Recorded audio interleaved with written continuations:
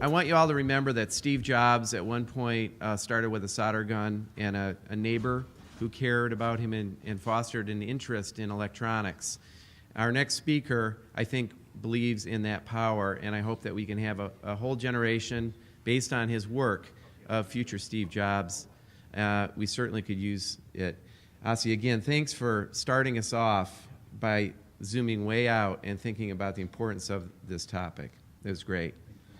I'm hoping that we might have a couple time for questions for both keynotes right after, but I'd like to get Dale Dougherty up here, of the creator, the co-founder of O'Reilly Media, which is a big deal, and also Make Magazine, which I think, in terms of constructivism, is a bigger deal.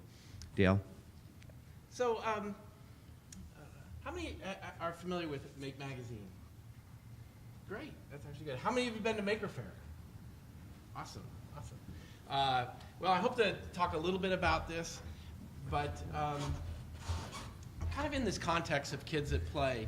I gave a talk once at the Aspen Ideas Festival. There was a woman who was just monitoring people coming in the door, and she came up afterwards and said, I have a son who's just like the kind of person you're talking about.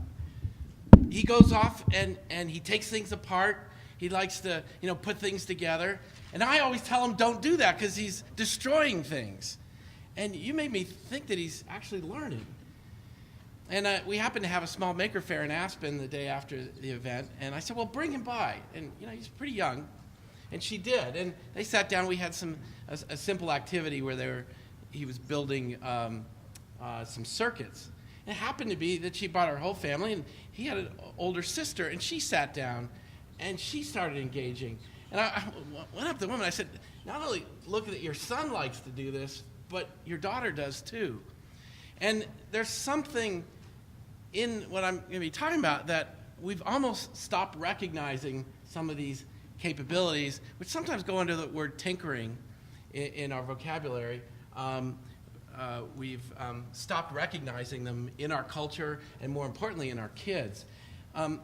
As I'll be talking about, this is stuff that used to be in the mainstream. It used to be, that looks good. That's fine. I don't care if it displays here. It used to be something we were quite familiar with, but now it's out on the margins. And I in some ways, kind of rediscovered this. And when I think of things like CES, and really how overwhelming it is out there, I think we can have really two different attitudes. As kind of Robin said in her introduction, we can be overwhelmed by the amount of change and the pace of technology, or we can see ourselves at the center of it as drivers of that change and participants in that change. And I think one of the key things that I think applies to all kinds of technology here is, how do you get kids to drive it? How do you get them to participate in it? Not just really as even users, but as shapers and thinkers and creators. And that's what I'm going to talk about today. I think of makers as agents of change. And I think they've had a profound impact historically. I think they are having an impact today in brand new ways. So Make is kind of like a reinvention of popular mechanics. I began to see that a generation that was growing up with software as their primary interest was beginning to explore hardware. And, devices like your cell phone that's hardware, right? And it's a pack of sensors that do really interesting things and generate data that you can build applications with. But understanding this sort of communication between the physical world and the digital world, and that computing was not just going to be sitting at a desktop or really even sitting in front of a screen. That computing was going to integrate into our environment completely. The applications of the future would be along those lines. So, here's Popular Mechanics in 1944. Note the 50-cent price. And this was a special issue called What to Make. This is a screen from our event. We're on our 6th year with Maker Faire in the Bay Area. Last year we did large events in the Bay Area, in Detroit, and in New York. We had over 100,000 people come to the Bay Area. And I think it's the most positive, stimulating, optimistic experience you can have to see. What I basically did in my team is kind of recreate the fair, and instead of it being about pigs and pies, it's about rockets and robots, but it's about what ordinary people are doing in their basements and garages and what they care about, what their passion is. Make is about enthusiasts, and I wanted to ask, it's almost in ways, the polar opposite of CES, where CES is all the sort of business interests are quite clear and why people are doing things. What Maker Faire is about is all the personal interests. What are the passions of people? Why are they doing things? What are they doing? And I think if you haven't been there, you'd see it's amazing, the diversity and complexity of some of the projects. So, the amazing thing about Maker Faire is it being a fair, it attracted, by intention, families with lots of kids. And we see them running through the fair, having a great time, stimulated. But the most important thing is they get to talk to people who make things, and they get to learn from them and have that experience of what is it like to think as a maker and ask questions. This last year we had Miles O'Brien from PBS NewsHour come, and he did a wonderful 10-minute segment on Maker Faire and the maker movement, and he called "Can DIY Movement Fix a Crisis in U.S. Science Education?" I encourage you to watch it. I'm not going to show pieces of it because it's fairly involved, but I think it gets to really a core issue. There's a high priority to teach kids science and technology. I'm not sure from a government perspective or a societal perspective we always understand why. Sometimes it's justified as jobs, or if future jobs will be in these areas, and kids go, I don't know. But they're not always interested in what we want to teach them.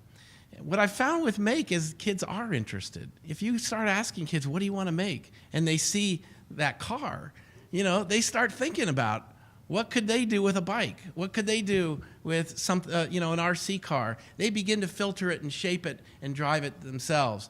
So I think this making has a lot of power. It has had power in the past. It has maybe new dimensions today to really engage kids in learning and playing while learning.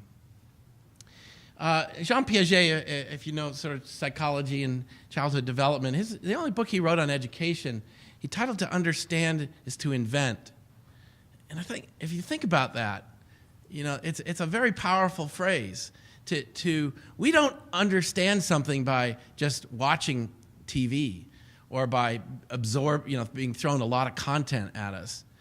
Invention, I think he means there, is to discover, create, make something, own that whole process of asking questions. How does it work? What does it do? And to really this idea that Walter mentioned is of constructivism, which really harkens back to Dewey and this idea of learn by doing, of building things as a way of learning. So if you think about it, if you took a young person and put them out on the floor at CES, they'd have a hard time understanding what was going on there because it's all coming at them. But just to give them the opportunity to start using the building blocks of what ends up out there, is a very different experience. What's really interesting to me there is that to me is authentic learning. That you can see it in the raw. Kids are experimenting. There's very many different forms of learning in that video. That someone that's more academic could label them and classify them and categorize them. But that interaction, the putting things together, trying things, is at the heart of this. And they're not being lectured. They're not being told what to think or what to do. They're exploring on their own. And I think that's where, that's what I think is at the heart of making and the opportunity here. The interesting thing when I started Make was to really think about innovation and where I knew a lot of sort of tech geeks. And the more I got to understand what drove them, it wasn't like business. It wasn't like to make $1 million. It wasn't, a lot of different motivations. It actually was the idea of play. When they saw new technology, they wanted to figure out what it was good for, what they could do with it, what they could make it do. It's a very different attitude than like teaching about technology. Like, here's how to use this, like there's a right way to use it. Often they want to break it. They want to figure out what it doesn't do that they want it to do. And that's how we get innovation, by breaking things. Not by just being users and good users and following the manual. It's half the time not even reading the manual and figuring out, darn it should have done this when I type it. That's what I want it to do. And so this idea of play, I think, is not just a kid thing. It's an adult thing as well. And again, I think when we think about getting this into school, it's actually creating the time and the space for kids to play with technology to learn from it. One of the things I've been working on is this idea of makerspaces. Makerspace, you might have heard the term hackerspace, which is another kind of term, but I'm using makerspace as a space that's kind of indicated for kids as a learning space.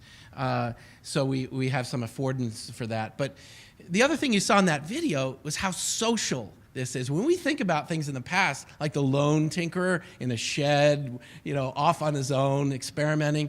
No, today's tinkers are very social. They're on the web, they're learning from each other, but they also want to get together in person. And that's what we have in school. We have kids who are there together. They have peers. They want to watch what each of the others are doing and making and creating and learn from each other. So I'm kind of on a mission to create these kind of spaces in our schools, in our communities. And, someone will say, oh, that's a shop class. Well, if you have the shop class still around, please don't close it. Don't throw it away, all that machinery. But it's a new it's a new way of thinking about how to use that equipment. I'm going to rush here. We have, kind of this garage band mentality is if you think about it, that's how this actually happens in our community. It often doesn't happen in schools. It happens because people get together and they start learning and they find people with similar abilities. And that's how, rock bands develop. I think that's how a lot of startups develop as well. Today, we have amateurs and pros using the same tools. This great democratization of technology. And, I just, about this getting together, Steve Wozniak and Jobs, they come out of this kit culture. They come out of building a personal computer. Why? Because they couldn't buy them. But this whole idea, I was willing to, go and share my designs and talk about computers with my friends for free for the rest of the day, for the rest of my life. So this is a 3D printer, and you can visit the MakerBot booth and see more of that. But we have really a new wave of personalized technology that I think kids are going to be using to make things, to build things, and robotics is in there as well. And it's combining this sense of control, be able to move something, do something, which involves programming, but also involves physically making something. And lastly, of all the Maker Faire that goes on, my favorite parts are we teach kids to solder. And, they're building this little pin. My battery's blowing out here, but it blinks. And it's kind of as a woman said in the video, it's getting something to blink, controlling a light, is kind of this very first step to making things happen here.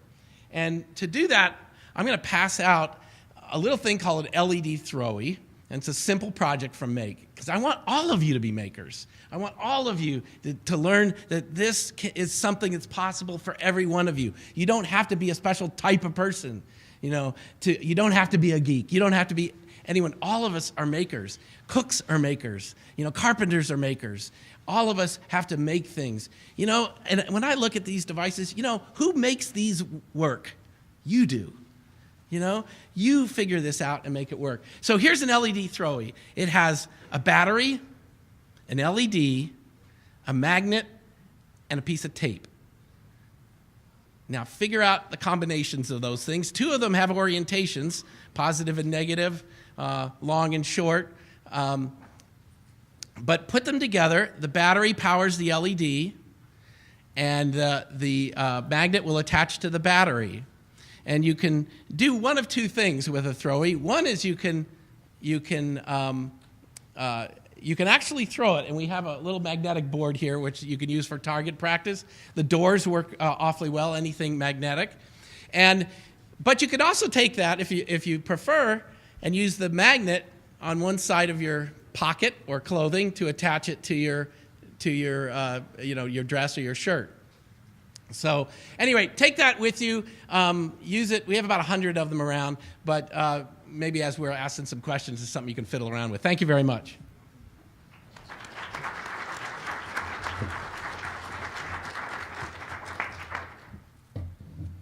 You guys want to get in an argument or anything? Asi, what'd you think about that? Actually, I love it, so I'm not sure you'll get the argument here. Do you guys catch the common theme between these two different perspectives is empowerment? I think we can agree there, right? Yeah.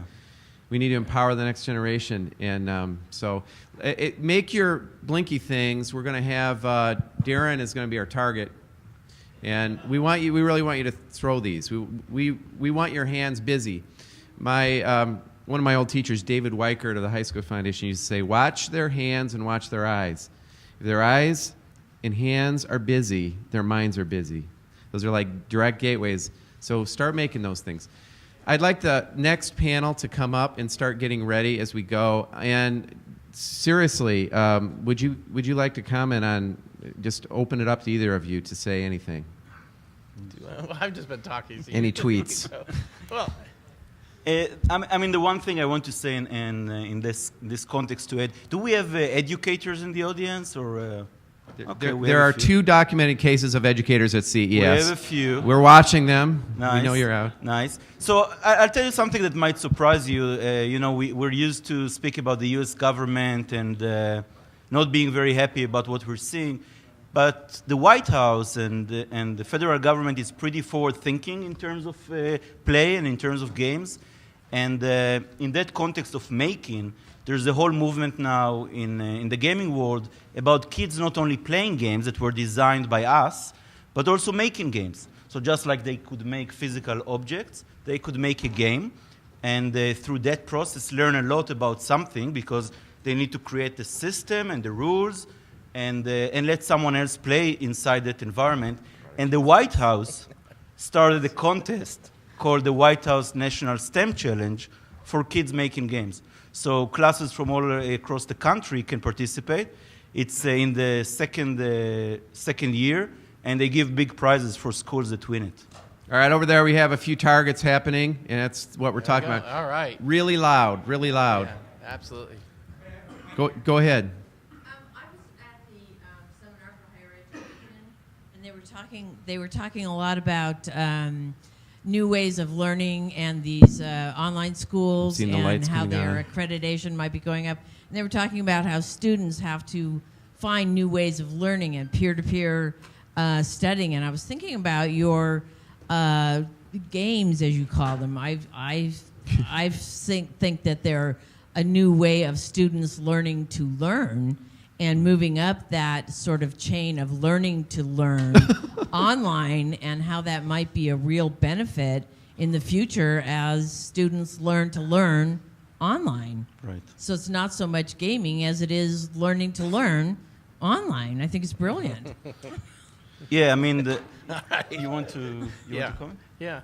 Well, honestly, there's really new opportunities for kids to learn, and we have to help them. I think that the future of school is not a campus, right? Yeah, exactly. It's a collection of alternative options. And, I think the formal establishment of schools is going to have to accommodate that and figure that out. We have to move away from one-size-fits-all education. But, the interesting thing, and this kind of relates to what you said, O'Reilly, we do books for computer programmers, and that's and that audience. And they're very self-directed learners. They'll pick up a book and learn how to do something. But when you look at their backgrounds, 75% of them say they did not learn programming in school. right? Right. They had the idea of building a game or something when they were 14, and they learned to program. And that, I think, is really, telling. Meaning, that your own passions, your own interests begin to drive you, and that ends up being your career, not what you went through school, to study. And computer science programs are Next panel, come almost up, always please. having a difficulty understanding that kids come with a lot of ability and interest in an area like that. That's true, but I'm not so much talking about programming. I'm thinking if you're learning basic life skills, health Right. skills, and basic life skills, and your brain is learning to learn Right. through helpful game skills. They're also going to learn other skills Right. on the confusing devices. Like Angry Birds over there. I just think it's I very just brilliant. want like to what you're say doing. I just want to say something to kind of wrap it up.